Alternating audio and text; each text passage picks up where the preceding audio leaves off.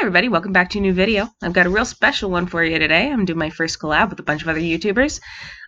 We've teamed up to fill out Newcrest, you know, kind of make it a real town with like houses and stuff instead of just empty lots.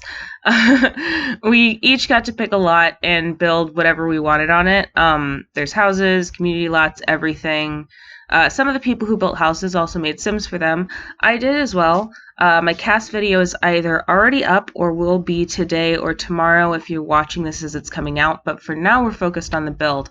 Also, heads up, if you hear a train or cars or anything, it's because I'm trying to record without my air conditioner on, so that's not clogging up the audio and stuff, and I use it specifically to drown out all of the noise in my neighborhood and in my house from my parents. We live really close to a road. We live like 1 block, 2 blocks from the train tracks and like the actual train station. So yeah, if you hear anything, that's why. But on to the build. This house was built for Cookout Lookout, that lot that's like right in front of that little grilling area. I actually did a build here recently, my Pixie Nook Fairy Tale restaurant, so that's why I picked it. I had seen it recently enough that I didn't need to start the game up to start planning, which is laziness tip number 1, strategic choices of laziness. You have to be smart about being lazy. Anyway, this lot was slated to be a residential lot, so I built a house, obviously. But you know me, I can't just build a house. I had to find an architectural style to talk about, even though this isn't an official build and learn. And I decided to return back to the work of our good old friend Frank Lloyd Wright. If you've seen my very first video on this channel, you may be familiar with him and his prairie school style. If not, there will be a title card on top right corner right about now. But the gist of it is that Frank Lloyd Wright wanted an architectural style that was completely developed in the United States for the United States. And Frank, sweetie, can we talk about that? Can we talk about how your houses were mostly built in the Midwest, but you have flat, hipped roofs that will accumulate a lot of snow because they're flat in the Midwest? And all those big, long windows. Frank, honey, Frank, my dear Frank, light and love of my life. You can't do that. I can only imagine how drafty prairie school and Usonian houses are, and if your houses are already cold as heck from all the big windows in a Minnesota winter, imagine how much worse it'll be when your roof collapses from all the snow. But yeah, the Usonian base is basically like a prairie school, but smaller. This house is actually based on the first Usonian ever designed, the Herbert and Catherine Jacobs house. It was built in 1937 on what was basically a bet. His friend Herbert Jacobs, who is a journalist for the Milwaukee Journal, challenged Wright to build a home for under $5,000, or roughly $89,000 in today's money. He did go slightly over, ending up at $5,500, and the rumor has it that he had to redirect a brick from one of his other projects to keep costs low. Herbert actually did end up living here, but not for very long. It was only a 2-bedroom, so his family outgrew it pretty quickly, and Wright had built another house for them that was bigger, the Jacobs too, and they moved into it in the late 1940s. So yeah, the Usonian, being the creation of Frank Lloyd Wright, has an incredible amount in common with prairie school buildings, just smaller and on a tighter budget.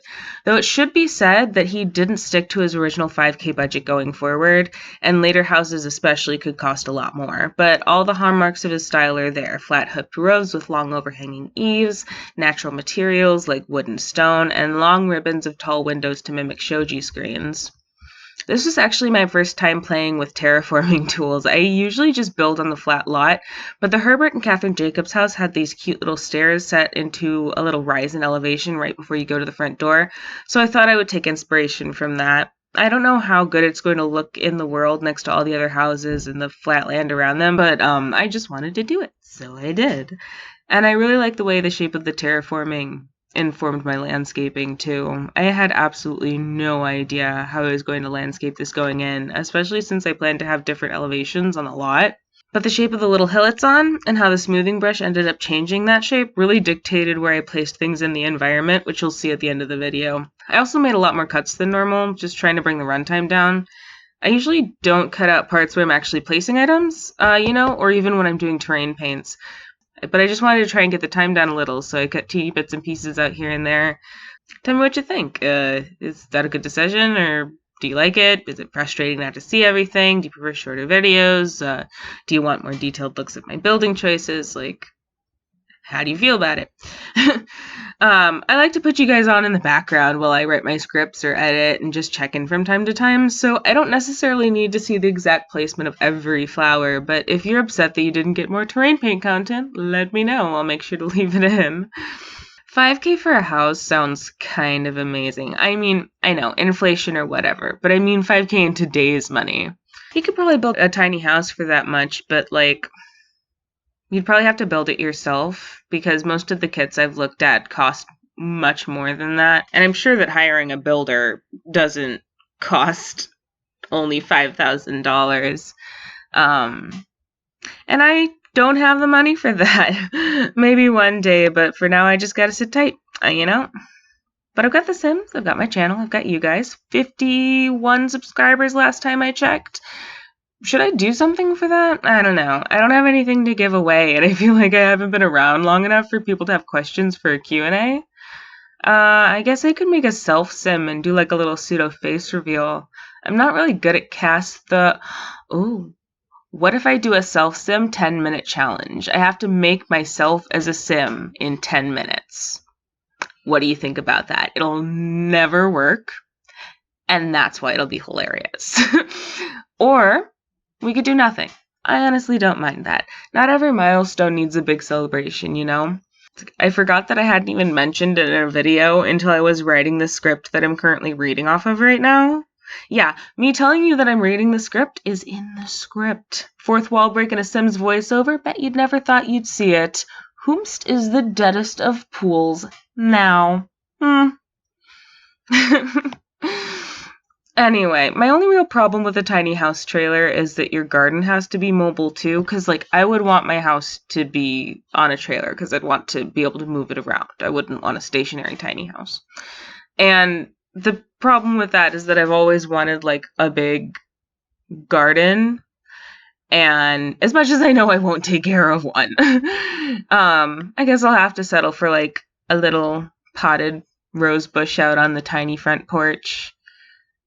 Speaking of roses, I wish more things actually had like smelled like fresh roses. I don't know where they got the scents they use for like body wash and stuff, especially the heavy kind of powdery grandma rose scents, because all of the actual roses I've ever smelled have been fresh and lively, and like they smell like roses, but it's like a really fresh, planty kind of scent. And it's just so much more bearable than rose can sometimes be. Rose is just very heavy in like body washes and perfumes and stuff.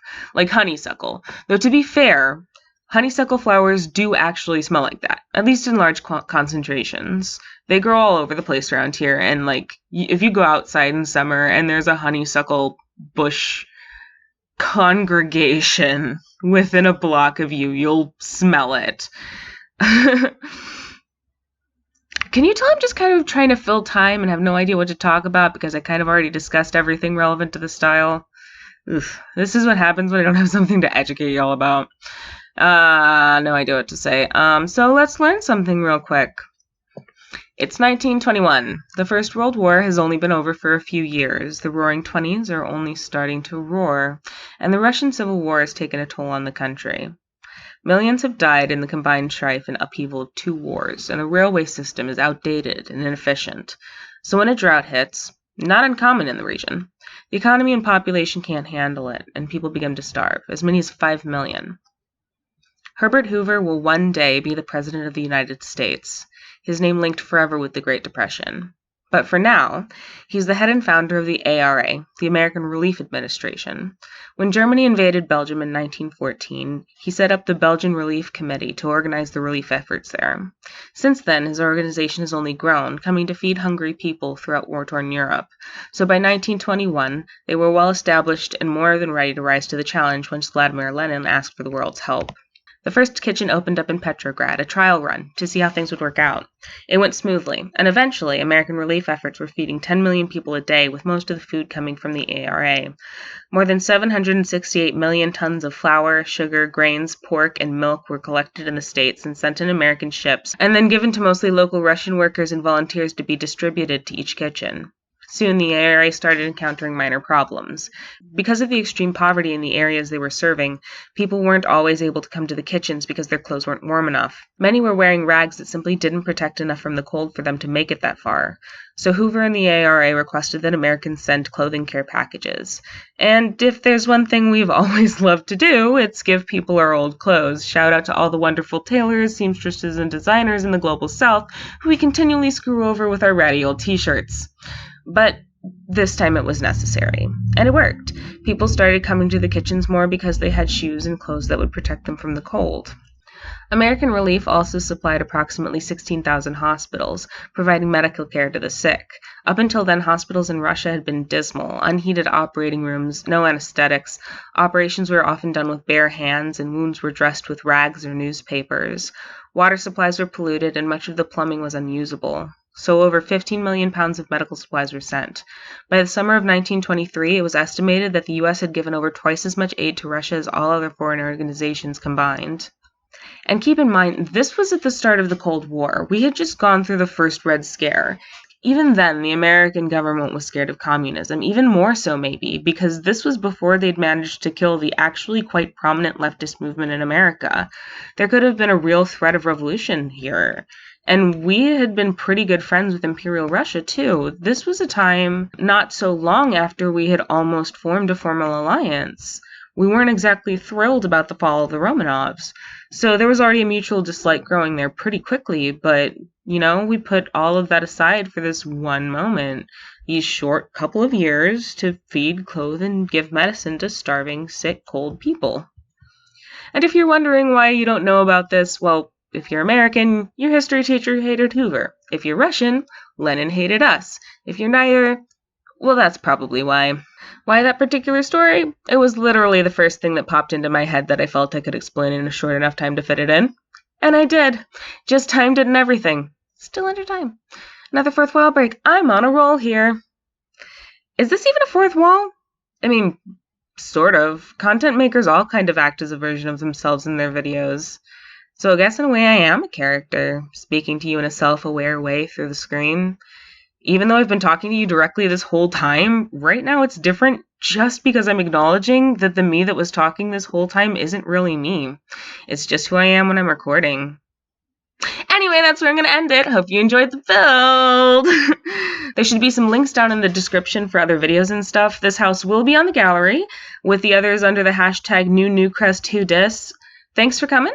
Hope you enjoyed. Don't forget to like, share, subscribe, ring the bell, and follow me on Twitter and the gallery at SenileSimmer. Catch you later. Bye!